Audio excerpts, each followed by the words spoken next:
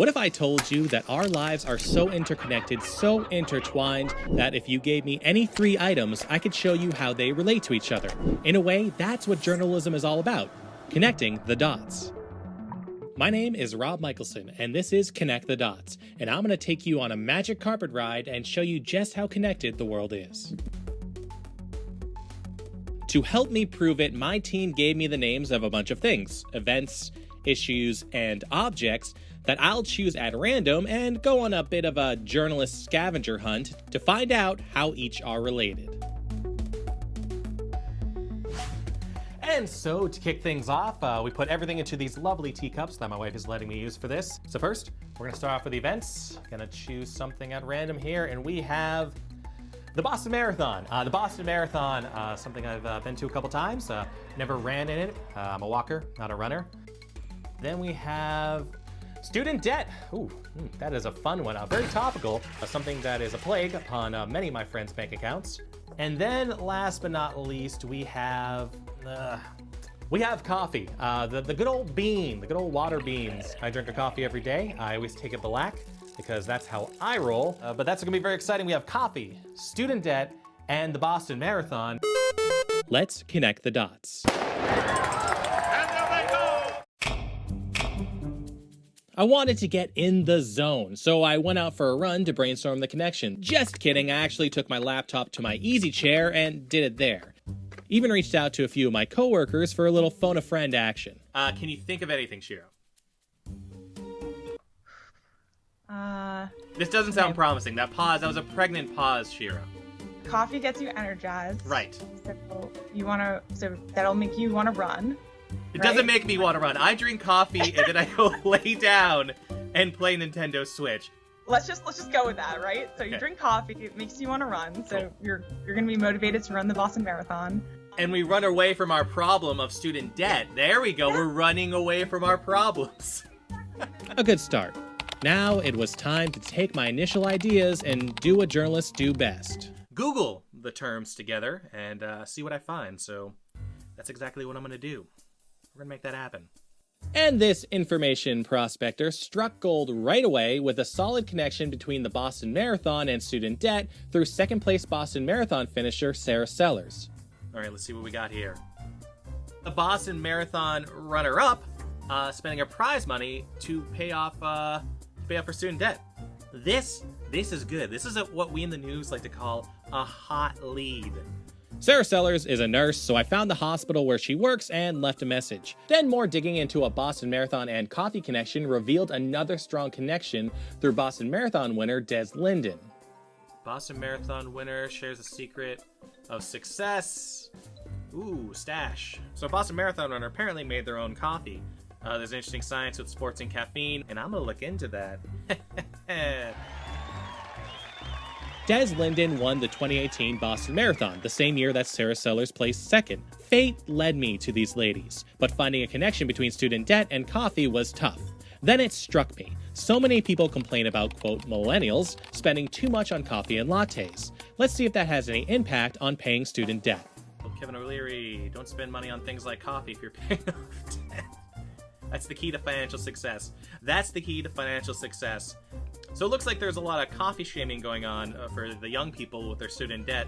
It's not the tens of thousands of dollars that people owe, it's the coffee that we buy. So student loans and coffee, the link there is a lot of shame. Might be something to work with. I started preliminary research to see if small costs like a cup of coffee can impact one's ability to pay back student loans. Then decided to call it a day and went to go play some Rocket League. Woke up the next morning excited to chase down some new leads. Brewed myself a cup of coffee, and the time to start was right about now. Well-timed sip. It's not too hot at all. Trying to connect with Sarah Sellers, I figured I'd try her Instagram. Maybe she'll see it while browsing the feed. And bingo. All right, just got back from the store, and we got a response from Sarah. She is down for an interview. Thank you, Instagram, for being yet another platform for journalists to bother people for interviews. Hi, Sarah. Hey. Hi, this is Rob Michelson with NBC 10 Boston. How you doing? Oh, I'm great. How are you doing? Sarah and I talked about her student debt. Shortly before running the marathon, Sarah graduated with around $70,000 in student loans. Her husband graduated with around $150,000.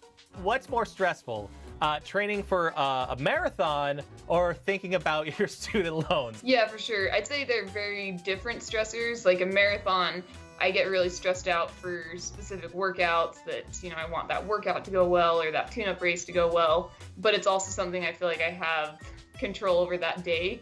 Conquering something like student debt is more just like you're in it for the long haul. You're kind of just chipping away. So I guess, yeah, it is definitely similar to a marathon. But thanks to the $75,000 in prize money she got for finishing second, the conditions were so crappy that I just was trying to get to the finish and I had no idea what place I was in. Getting jobs in the medical field helped too. However, not everyone gets a stable job out of college. So I made a note to look into the best methods of paying off student loans. Should people make it a sprint or a marathon? I reached out to one of our lifestyle producers, Hannah, for a good source, since she has done plenty of segments centered on fitness. And bonus, she's also completed 3 marathons. She had a solid lead. So there's some people, again, the TMI of running, that drink coffee early enough, like it's an intentional, so that they can poop before they run. Really? Jackpot. Well, quite the connection.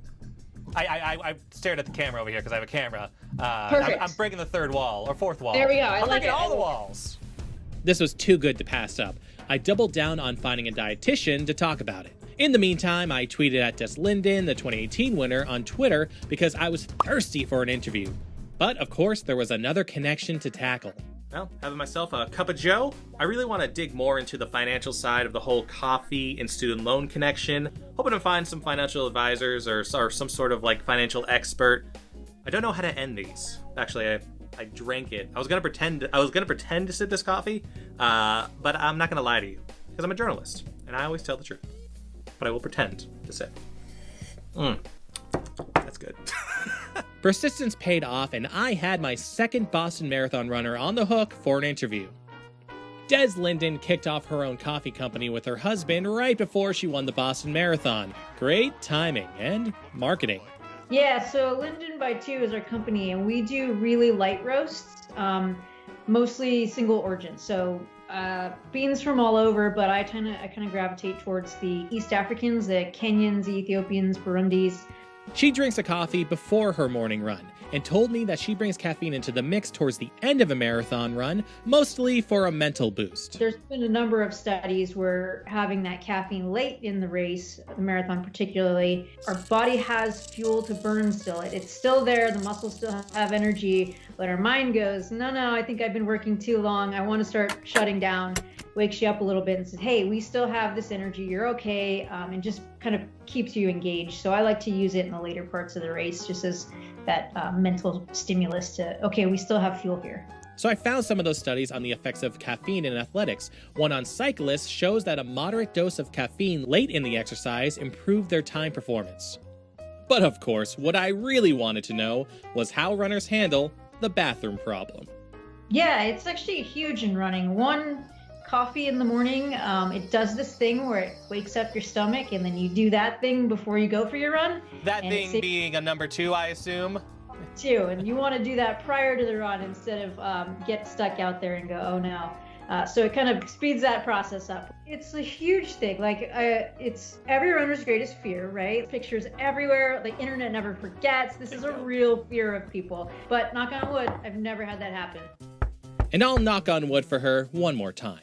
I heard back from Coach Roberto Mange of the New York Roadrunners and sat with him for an interview to see what he had to say about what runners need to consider before hitting the pavement. He works with runners and caters their training and diet to their individual needs, because fueling the body is just as important as working it out. And I think that's everybody's nightmare, whether you drink coffee or not. You know, if nature calls, nature doesn't care. If you're winning the Boston Marathon or if this is your first, marathon, it's just like, hey, I'm calling. If you don't answer, I'm coming in anyway. So again, in the training, hopefully you've kind of worked that out. Towards the end of the interview, I became suspicious of Roberto when I learned a shocking secret. I've actually never had coffee in my life. Never in your life?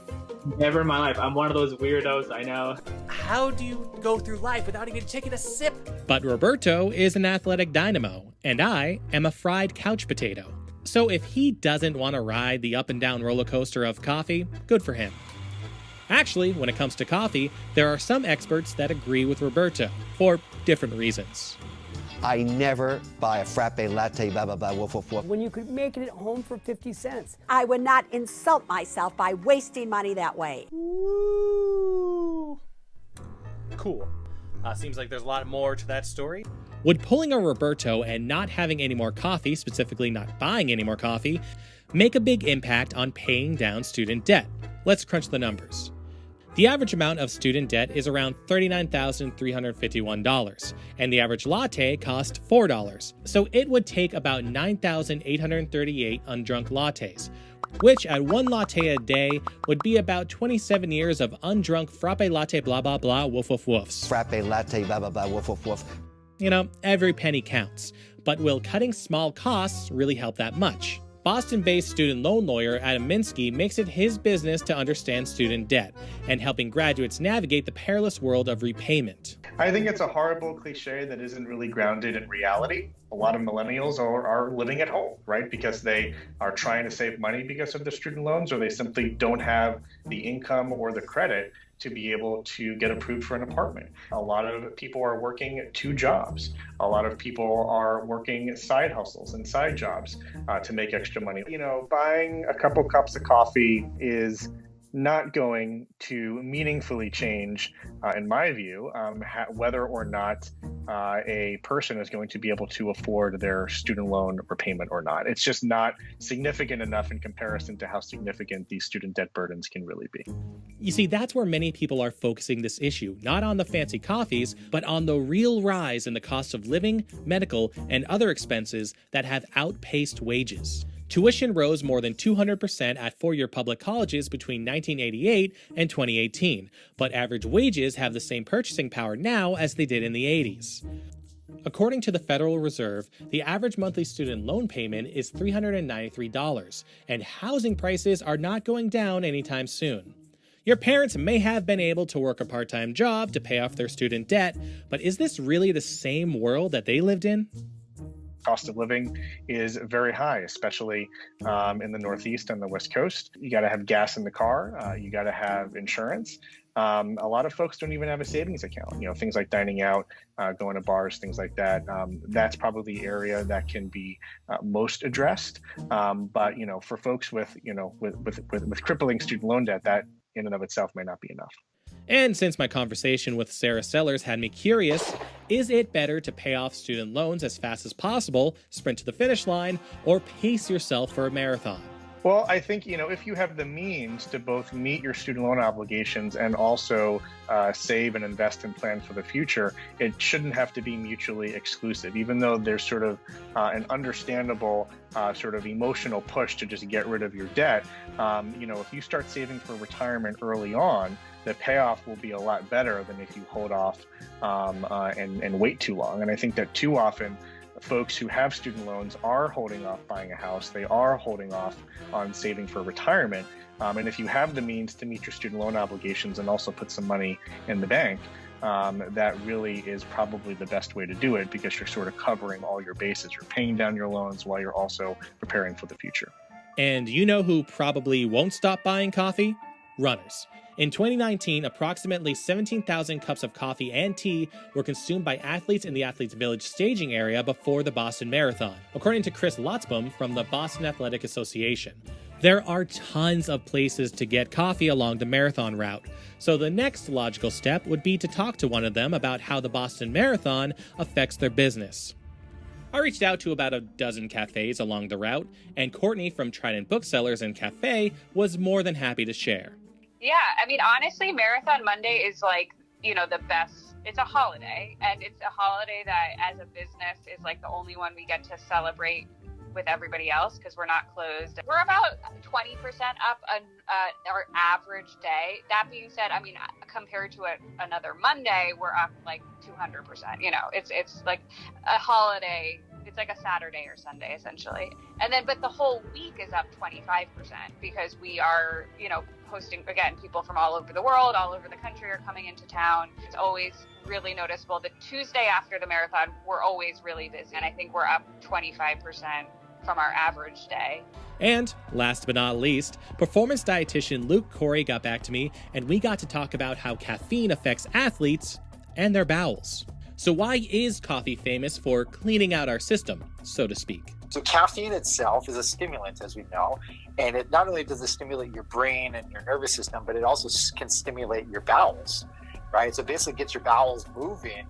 It's going to move whatever's in there through a lot quicker. But then there's also compounds in coffee.